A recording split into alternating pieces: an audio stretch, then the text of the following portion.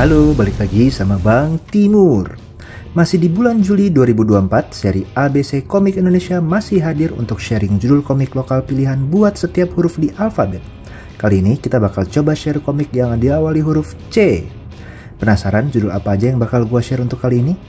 Ada judul yang cukup beragam dan juga meng-highlight beberapa karya komikus lokal yang go internasional loh. Yuk langsung kita cek videonya. Nah, biar gue makin semangat bikin konten serupa, please comment, like, subscribe, dan share video ini ya. Pertama, kita lihat salah satu komik legendaris Indonesia di era modern ya. Ada Carok nomor 1 Si Bengis, terbitan Dian Rakyat, karya komik nasional, beranggotakan Torik, Peong, dan Hilman, terbitan 1996. Carok nomor 1 menceritakan pertemuan Si Bengis, sang sosok antagonis, seorang gembong narkoba yang bertemu dengan sosok misterius Carok dengan celuritnya yang menghalangi pelariannya setelah transaksinya digagalkan oleh polisi di kota Braga. Komik yang awalnya terbit di Pasar Seni ITB tahun 1995 ini merupakan tonggak penting perkembangan komik lokal yang saat ini bahkan sangat dicari oleh para kolektor dengan harga tinggi. Lewat kehadirannya, dunia komik Indonesia yang sempat redup serasa mendapat harapan untuk bangkit lagi lewat karya monumental yang keren dengan format isu komik Amerika ini. Walaupun akhirnya hanya terbit di nomor 1, tapi kisah superhero yang simpel ini coba dituturkan menggunakan teks dan dialog yang bisa dibilang puitis dengan diksi yang unik. Perlu diketahui kalau PD Baik yang sekarang kita kenal lewat Neville Dylan turut terlibat sebagai editor dan mendukung aspek teks serta narasi di komik ini. Lewat 24 halaman full color kita diajak melihat sosok Carok yang maskulin, khas komik Amerika di masa itu lewat gerak dan posenya yang garang. Tentunya tanpa mengurangi lokalitas cerita dari desain karakter yang ikonik, lewat nama dan aspek mistis dari para tokohnya. Well, nama Carok sendiri infonya emang terinspirasi dari tradisi duel di Madura. Penataan panelnya sangat variatif sehingga memperkuat momen aksinya yang kasar, didukung oleh berbagai efek suara menegangkan dan balon kata yang beragam untuk tiap karakternya. Jadi buat kalian penggemar komik aksi superhero lokal, khususnya karya tahun 90-an yang seolah meneriakan kehadiran komik Indonesia di tanah sendiri, pastinya bakal cocok banget nih sama komik ini. Walaupun untuk sekarang cukup sulit dicari dan harganya cukup fantastis sehingga menambah nilai bagi para kolektor. Nah, yang berikutnya sebenarnya bukan suatu judul komik lepas, tapi berupa majalah yang memiliki arti penting dalam perkembangan komik Indonesia. Ya, ada Comical Max yang hadir pada tahun 2011 sampai 2012 oleh redaksi Comical Max dengan Beng Rahadian sebagai editor-in-chief-nya. Majalah gratis yang hadir rutin dan didistribusikan di beberapa pick-up point di Jakarta ini membahas seputar komik, khususnya komik Indonesia. Mulai dari judul komik terbaru, resensi, info event-event komik, hingga tips membuat komik yang menjadi referensi penting bagi para pegiat komik di era 2010-an. Comical Max dihadirkan di video ini sebagai pengingat akan salah satu karya penting yang hadir secara konsisten selama 2 tahun, tepatnya 18 nomor, mulai dari Januari 2011 hingga nomor terakhirnya di nomor November 2012 dengan berbagai topik yang beragam mulai dari pembahasan komik silat, komik bertema horor, bagaimana komik berkaitan dengan media lain seperti film dan musik, bahkan komik bertemakan makanan. Majalah ini rasanya merupakan bentuk luapan cinta para kontributor dan editornya akan komik lokal dan upaya mendorong geliat industrinya. Terlihat dari bagaimana majalah ini menampilkan tulisan editorial untuk memantik pembahasan seputar komik hingga pengenalan berbagai kegiatan seperti seminar, rilis komik, hingga pameran. Tiap edisinya juga kerap menampilkan profil komikus mulai dari Is Yuniarto hingga Mansur Daman. Kemudian resensi yang biasa ditampilkan oleh Iman Syalubis atau yang sekarang dikenal dengan Bapak Ranger. Ada juga tips membuat komik dari Thomas atau Pak Tony. Yang paling penting juga ada banyak komik-komik pendek yang ditampilkan di sini dari berbagai gaya gambar dan tema oleh berbagai komikus. Majalah ini juga memiliki nilai koleksi yang tinggi selain karena peran pentingnya dalam sejarah komik lokal, tapi juga karena hal-hal informatif yang bisa kita pelajari mengenai perkembangan komik kita. Untuk kalian yang pengen lebih tahu tentang industri komik Indonesia hingga tahun 2012 dan pengen kenalan sama beberapa komikus atau karya-karya yang terbit dengan lebih dekat, rasanya majalah Comical Max ini jadi salah satu sumber informasi yang bisa diandalkan ya, walaupun udah cukup sulit nih untuk dapat versi yang masih bagus dan lengkap. Berikutnya ada komik dengan tema yang beda daripada yang lain, yaitu Code Helix karya Niki Dibia dan Brian Arfiandi terbitan Cosmic serta Koloni. Komik ini mengusung tema peretasan atau hacking terhadap data pribadi seseorang yang dilakukan sosok misterius Helix untuk membongkar rahasia para murid SMA Bintang Perubahan dan menyelesaikan berbagai permasalahan yang timbul. Komik full color ini merupakan produk lini komik Cosmic yang sebelumnya tayang di line webtoon mulai Mei 2019 dan sudah selesai pada episode 51. Komik ini pun kemudian diterbitkan lagi arc cerita pertamanya melalui Koloni sejak tahun 2020-an. Judul ini menurut gua bisa menceritakan kisahnya dengan ritme dan pacing yang keren padahal mengangkat tema yang gak biasa. tapi tetap seru untuk diikuti tiap konflik antar karakternya, terutama subteks konflik moral terhadap penyebaran privasi orang lain sehingga pembaca diajak berpikir apakah dalam konteks yang dialami tokoh cerita, hal tersebut benar atau enggak. Cerita yang sorot ini didukung oleh gaya gambar unik yang cenderung quirky, tapi mengingatkan pada komik seperti Hellboy, Ping Pong, atau bahkan feel kartun seperti animasi Gravity Falls dengan color blocking dan nuansa warna yang padu. Terlepas gaya gambar tersebut, Brian bisa nggambarin emosi karakter dan tensi di tiap panelnya dengan baik, bahkan bisa nggambarin proses hacking dan dunia digital dengan sangat unik disertai screenshot aplikasi yang digunakan. Komik ini pun menjadi contoh intellectual property atau IP komik yang akhirnya dialihwahanakan sejak Juni 2022 dalam bentuk series di platform video dibintangi oleh Ajil Dito, Shakira Jasmine, hingga Ashira Zamita. Untuk kalian yang penasaran kayaknya bisa cek langsung tuh, walaupun pastinya ada sedikit perbedaan dengan versi komiknya. Kalian yang suka dengan komik drama sekolah dan penasaran dengan cerita unik seputar hacking atau penyebaran privasi rasanya bakalan cocok dengan komik ini, yang sempat tersedia di toko buku besar Indonesia tapi masih bisa dicari juga nih lewat toko-toko online.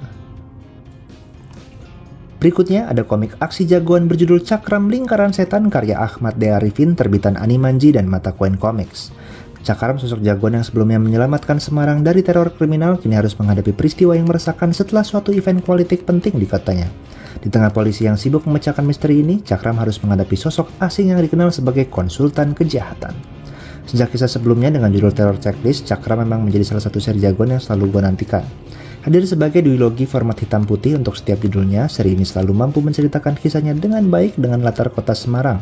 Kejutan-kejutan yang diungkap serta adanya konsekuensi real yang dialami para tokohnya atas berbagai peristiwa dan tindakan yang terjadi, sehingga setiap momen di panelnya menjadi begitu berarti dan menambah tensi ceritanya. Topik mengenai rivalitas politik juga dirajut dengan baik di sini, dan misterinya membuat gue sebagai pembaca terus menerka-nerka siapa sosok yang menjadi dalang dan kroni-kroni kekacauan ini melalui tempo cerita dan pembabakan yang pas. Gaya gambarnya pun cukup unik lewat goresan kasar layaknya sketsa yang menimbulkan efek shading noir dan blocking tinta hitam bernuansa gelap. Momen yang ditampilkan serta angle yang diambil dalam tiap panelnya juga pas, ditambah dengan dinamika pergerakan karakternya saat adegan fighting yang memuaskan. Semua ini didukung dengan desain karakter yang believable dan practical walaupun tetap menghadirkan nuansa fiksi superhero.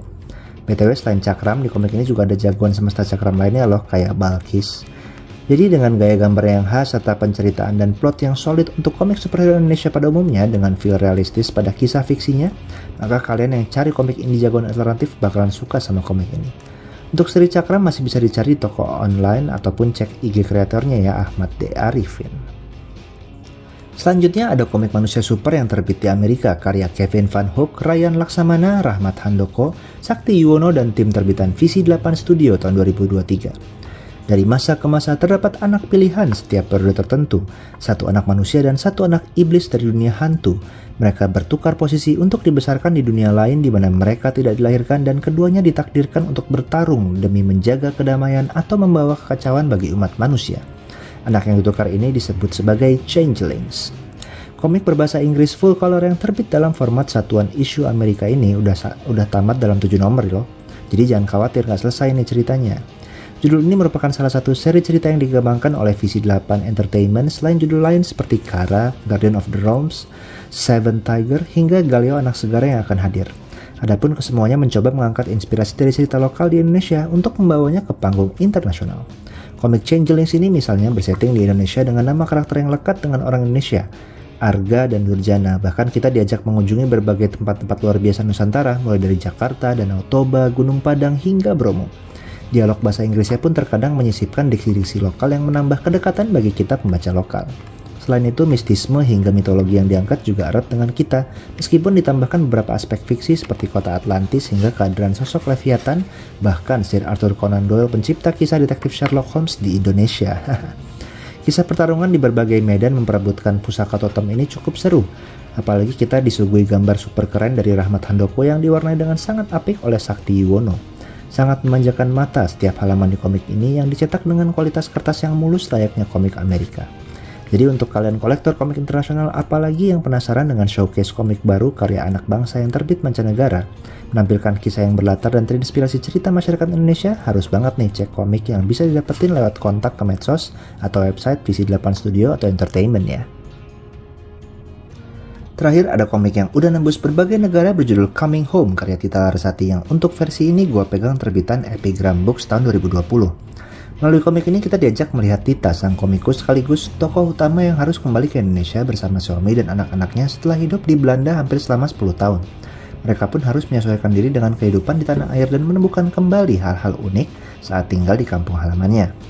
Komik hitam putih berbahasa Inggris ini sebenarnya pernah hadir di Indonesia lewat seri Curhat Tita, tepatnya judul keduanya yaitu Back to Bandung pada tahun 2008, lewat penerbit CAB atau Curhat Anak Bangsa yang diinisiasi juga pembentukannya oleh Tita sang komikus. Tita sendiri merupakan salah satu pionir komik berbentuk grafik diary di Indonesia, yang sebenarnya merupakan hal yang dia lakukan secara pribadi untuk memotret kesehariannya. Konsep ini ternyata menarik perhatian banyak pihak sehingga karya Tita berhasil terbit dan dialih bahasakan di berbagai negara di Eropa, Jepang, Amerika, dan versi terakhirnya di Singapura.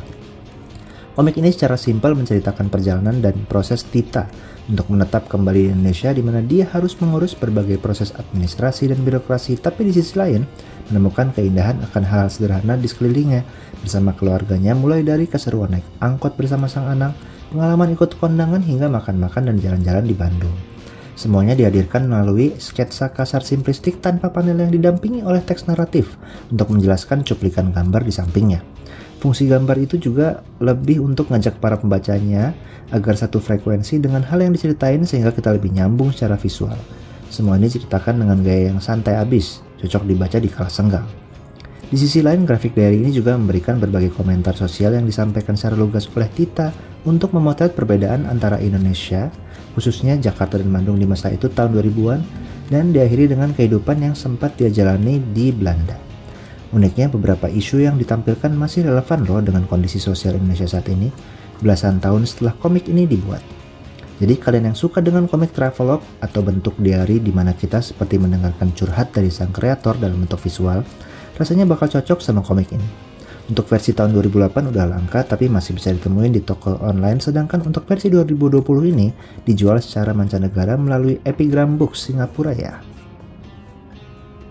Jadi, gimana menurut kalian judul komik yang gue share kali ini?